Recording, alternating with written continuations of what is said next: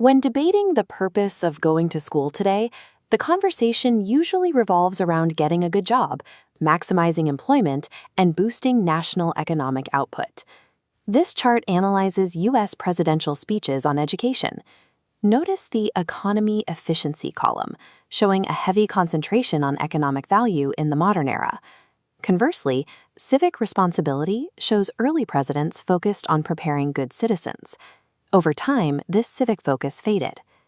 Treating the classroom strictly as a factory for economic output carries a hidden risk. In 1947, Martin Luther King Jr., writing for his campus newspaper at Morehouse College, recognized that raw intelligence and efficiency were insufficient on their own. King pointed to Eugene Talmadge, the former governor of Georgia.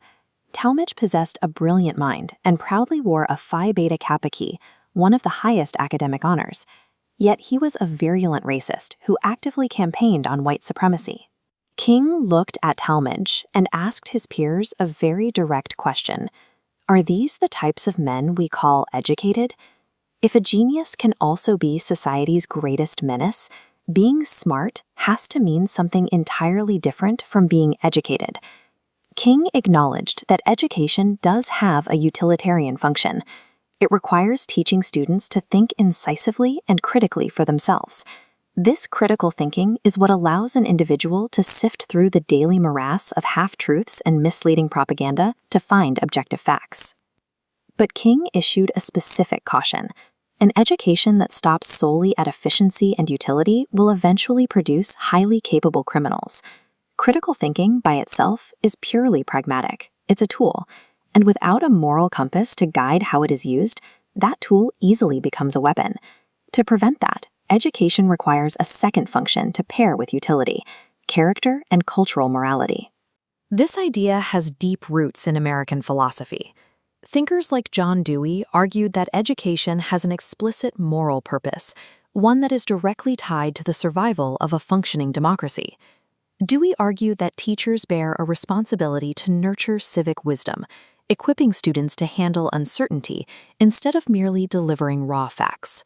Historically, there was intense debate over how to balance these priorities. Booker T. Washington argued that marginalized groups needed to focus first on industrial and economic skills just to secure a basic foothold in society.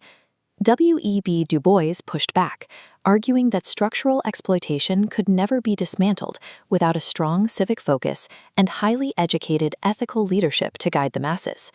The true purpose of the classroom sits squarely at the center of these debates. It is the active balancing of our pragmatic need for economic skills with our ethical duty to the broader community. King synthesized these two halves into a single formula: intelligence plus character. That is the goal of true education. A complete education gives a person the power of concentration and then balances it by providing a worthy moral objective to focus that power upon. Today, we call education the great equalizer and the defining civil rights issue of our time. But simply guaranteeing equal access to math and reading instruction falls short of achieving true social equality. Technical proficiency doesn't automatically cure prejudice. A truly just society relies heavily on its schools to actively teach successive generations how to respect one another and to understand the shared accumulated experience of social living. In his 1947 essay, King warned that if we ignore this responsibility, our colleges will continue to produce close-minded propagandists consumed with immoral acts. The final measure of a nation's educational system is never found entirely in its test scores. It is found in the moral character of the citizens it shapes.